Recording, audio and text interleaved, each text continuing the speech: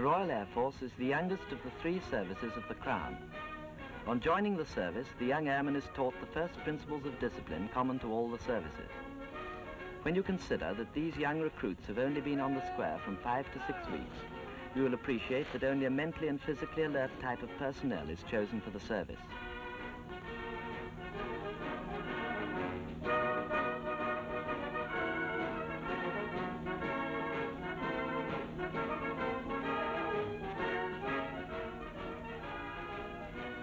The recruit commences his 3 years' training in the workshops, where he will become a skilled engineer capable of maintaining both aircraft and their engines. A competitive spirit is encouraged, and at the end of his training, a recruit is fit to take his place as a qualified mechanic in any unit to which he may be posted.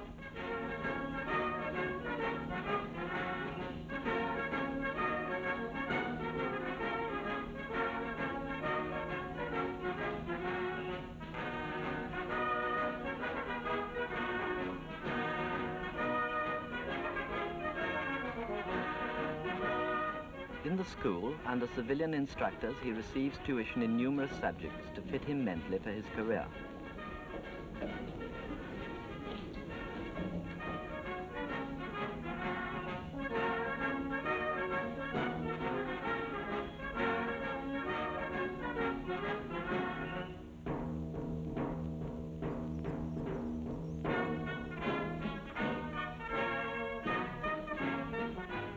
The higher command takes an interest in the progress of young aircraftsmen and possible pilots of the future.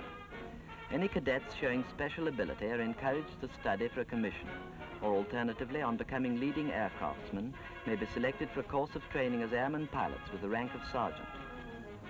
This is the annual passing out ceremony.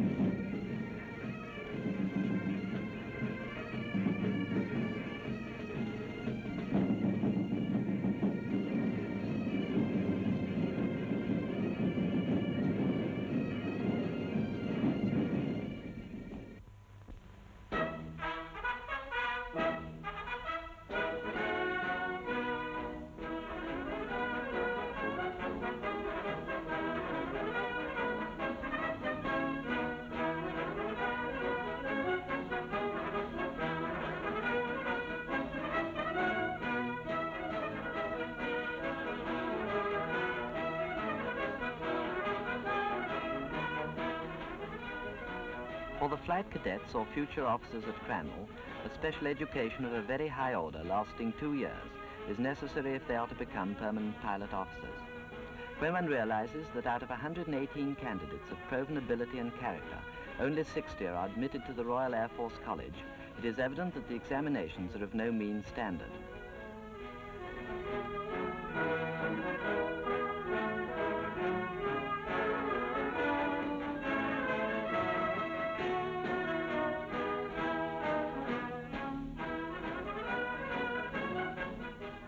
Between intervals of study, instruction in flying forms an essential of the cadets' training. Here is a party of cadets about to make their first flight. They will probably only be taken up as passengers, and this is possibly the only flight they will make at the Cadet College, which does not involve a definite personal responsibility.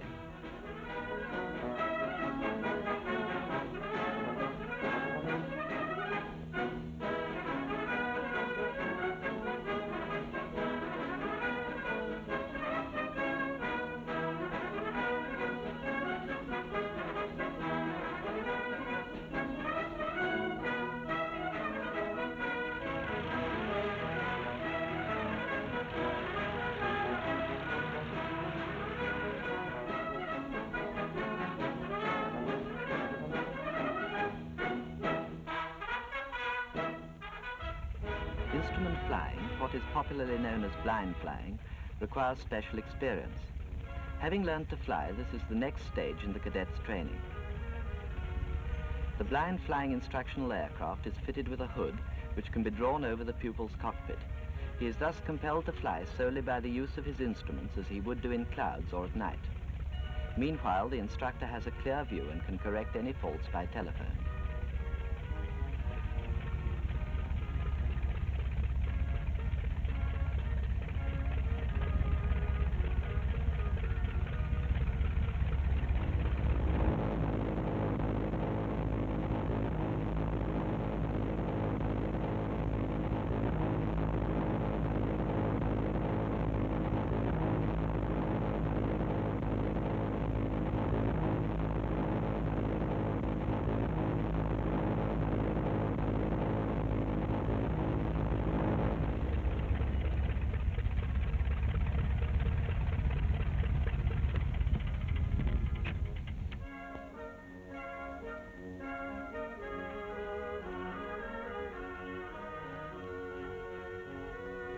The instructor now gives a few additional hints.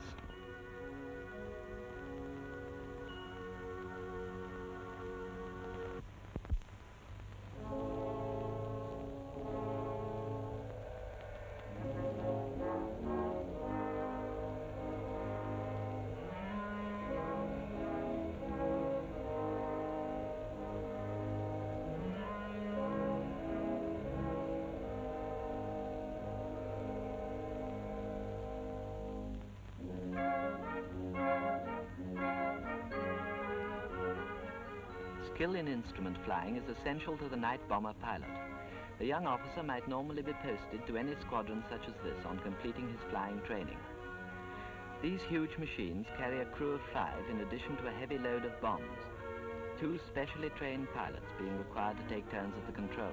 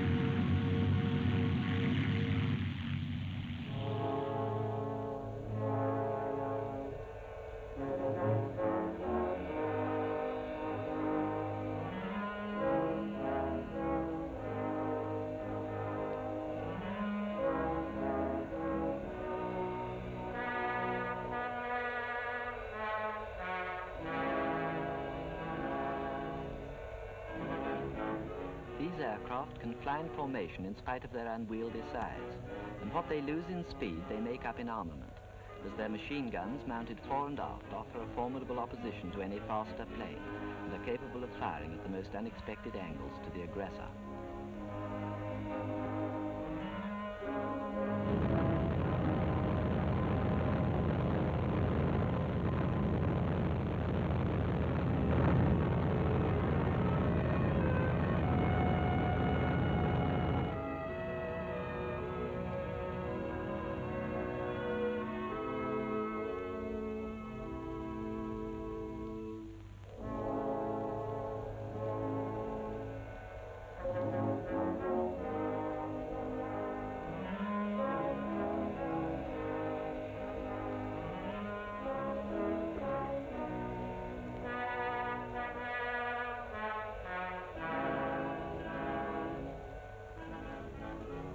So much of the work of the Royal Air Force demands specialist knowledge that apart from their training for general duties, officers are encouraged to specialize in any of the technical aspects of the air, such as wireless, engineering, navigation, or photography.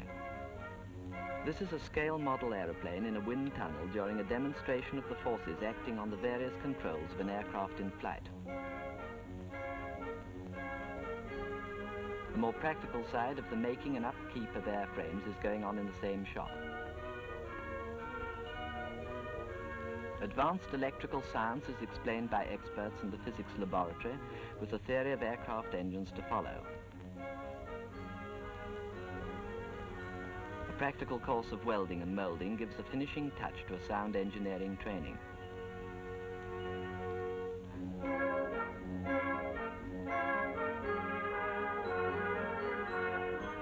To the lay mind, the parachute offers only a novel form of life-saving. To the service, however, a knowledge of the parachute is a necessity, and a compulsory course of instruction is therefore taken by certain officers and airmen. Thus all ranks have a means of escape from aircraft in an emergency.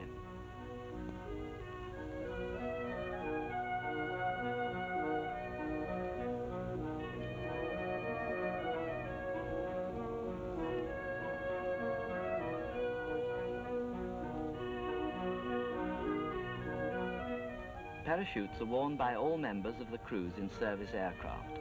The canopy, which is made of silk and has a diameter of 24 feet, is attached by 24 cords to the harness couplings. All this has to be compressed in the careful manner shown into a small pack.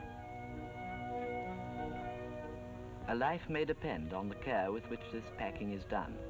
There must be no hitch in the unfolding of the parachute.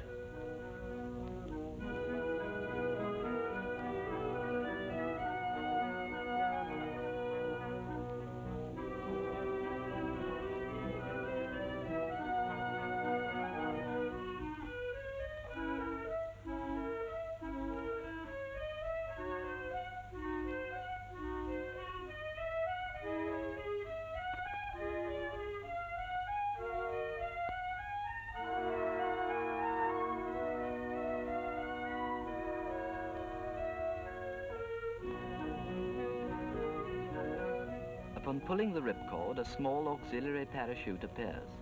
This, filling with air, helps to draw forth the larger canopy, which rapidly unfolds and in turn fills with air, thus reducing the rate of descent of the parachutist.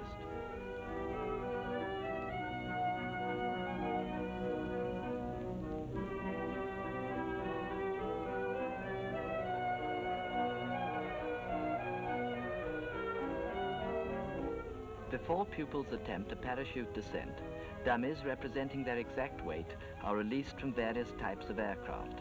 Thus, when the time comes for a pupil's first parachute descent, he has been given added confidence. However, unless a pupil volunteers to make a parachute descent, he is not obliged to do so.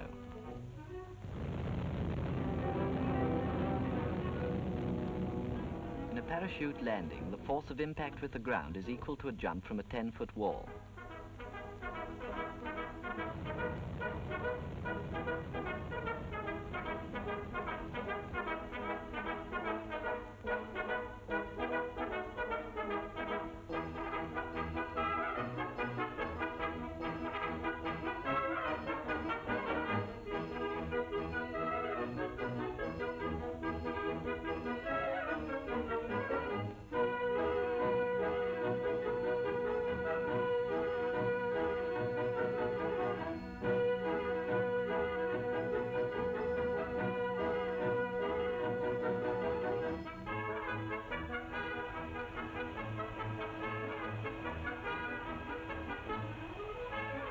These experts have offered themselves for a demonstration.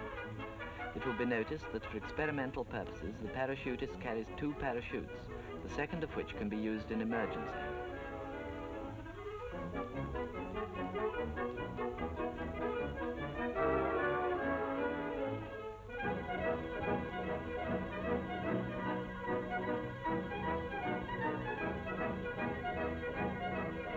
This is the first stage in the art of parachuting, what is termed a pull-off drop.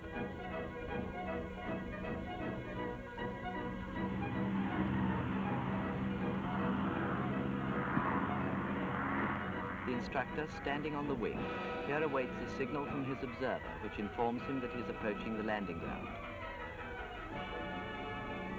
He then turns about and at the correct moment pulls his ripcord.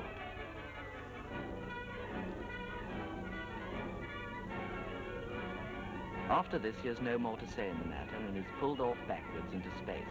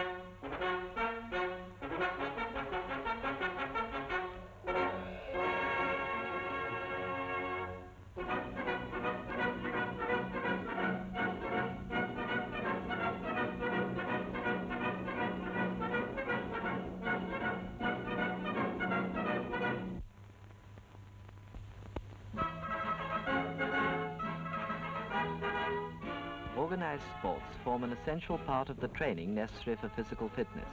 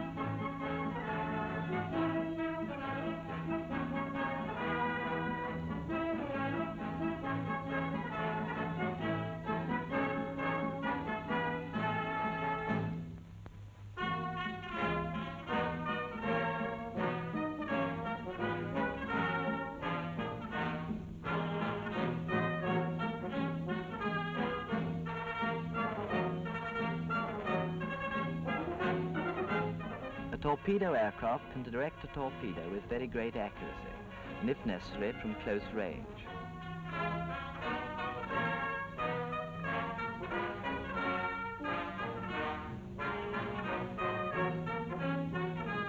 The torpedo seen here weighs nearly half a ton, and being naturally streamlined in shape, reduces the aircraft's speed by only a small amount.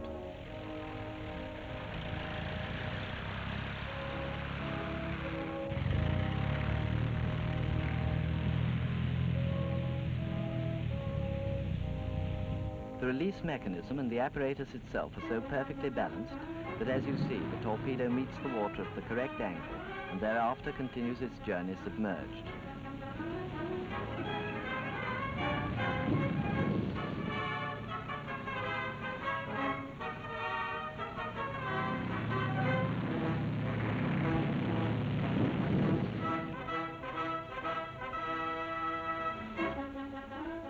As an introduction to landing on the deck of an aircraft carrier, a pilot is first taught to alight in a marked space on an ordinary land aerodrome. Having become proficient, he is then allowed to make an actual deck landing.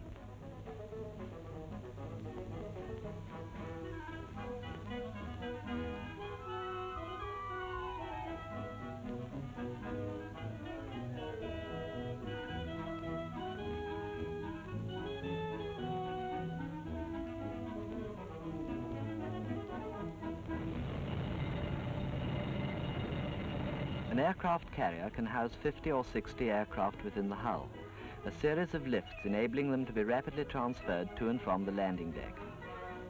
These aircraft provide for reconnaissance, bombing, torpedo carrying and fighting purposes.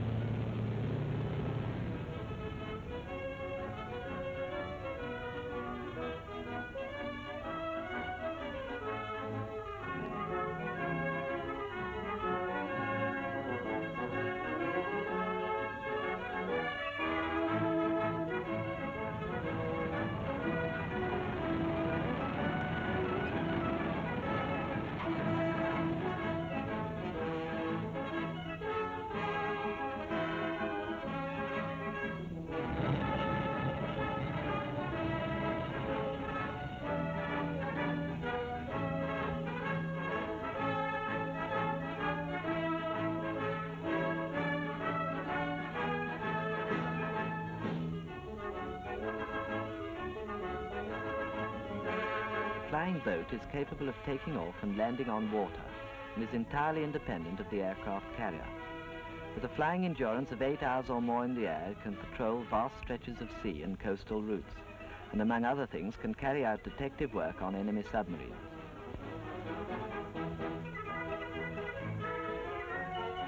The flying boat, which at first sight looks large and unwieldy, is a flying fort and carries a varied assortment of armed equipment, including heavy bombs.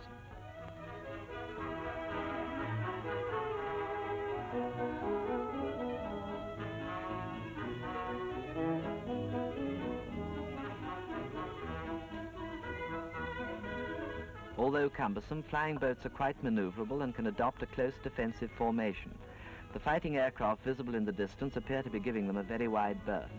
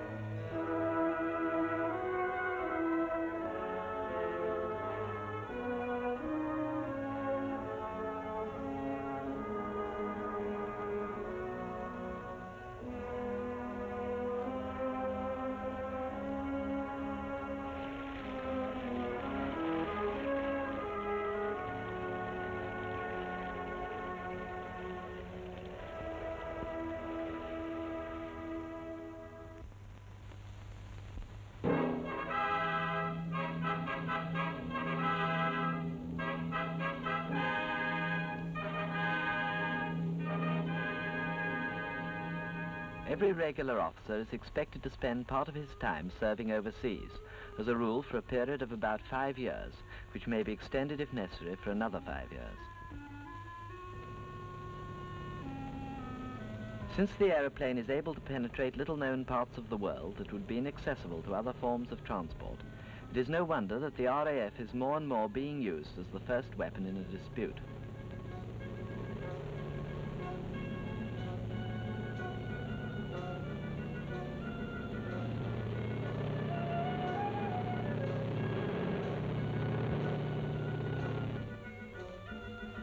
In the arid wastes of the desert, most planes can carry a supply of bombs, and every pilot is trained to drop them accurately, or their use would become negligible.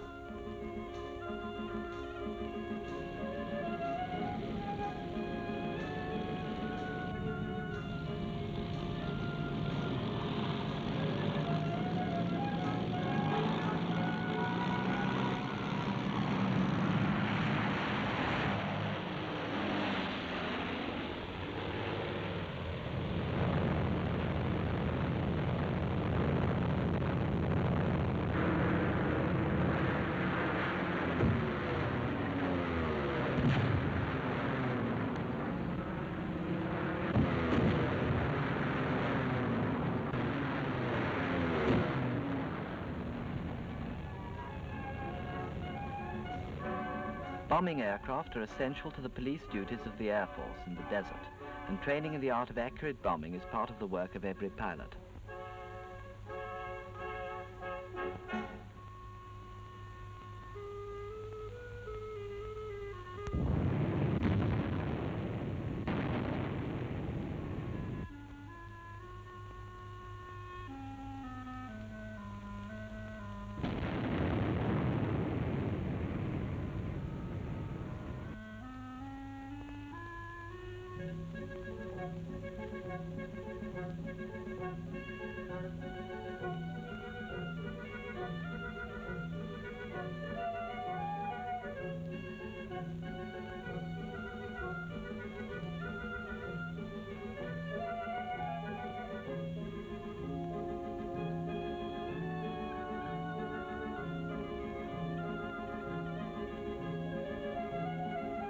Our army can now be transported by troop carrier to any given point that may require urgent assistance. Again, by the same means, they can be watered and forage can be supplied for the horses and camels.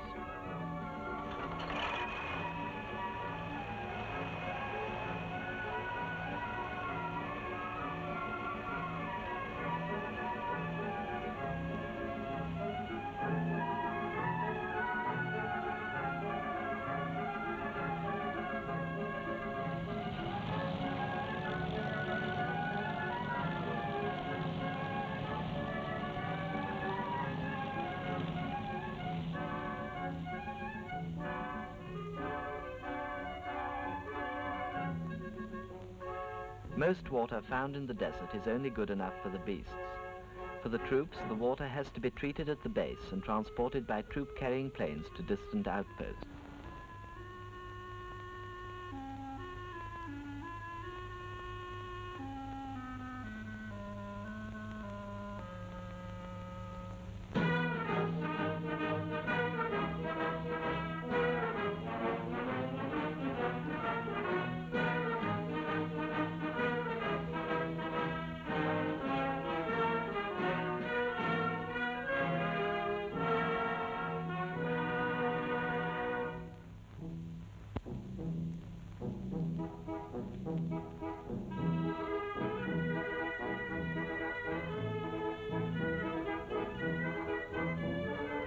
When supplying advanced forces with food, special containers attached to parachutes are dropped with their rations.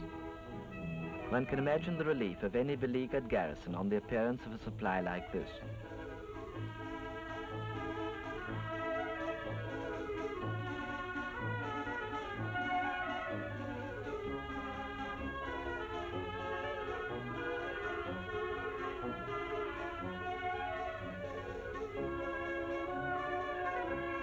In actual warfare, wells have been known to be poisoned. The army today takes no risks. These monster planes can load up with 30 or 40 hundredweight of water apiece.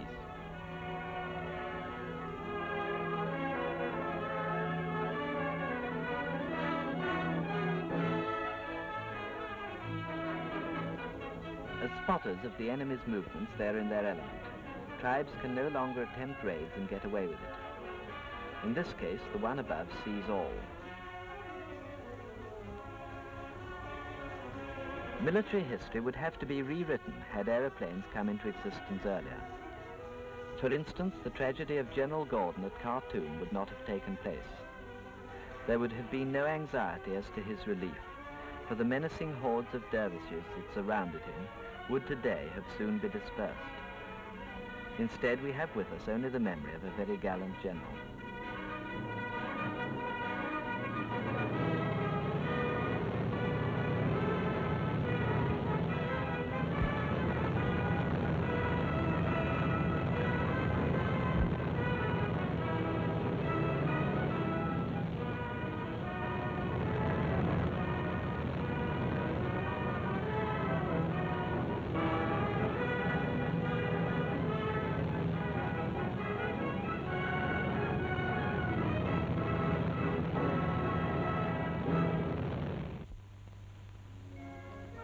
However skillful a pilot may be, it can justly be said that he has never finished learning to fly. Here we see members of an interceptor squadron working out a new maneuver with the aid of models.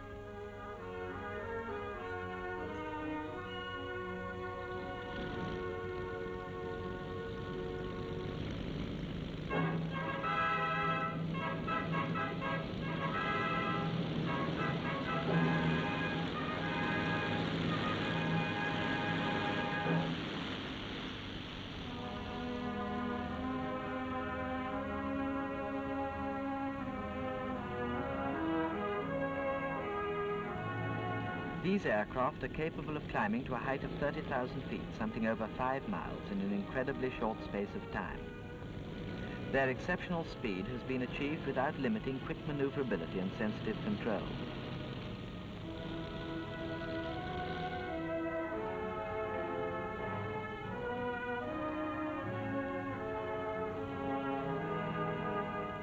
Let us assume that hostile aircraft have been signaled approaching this country.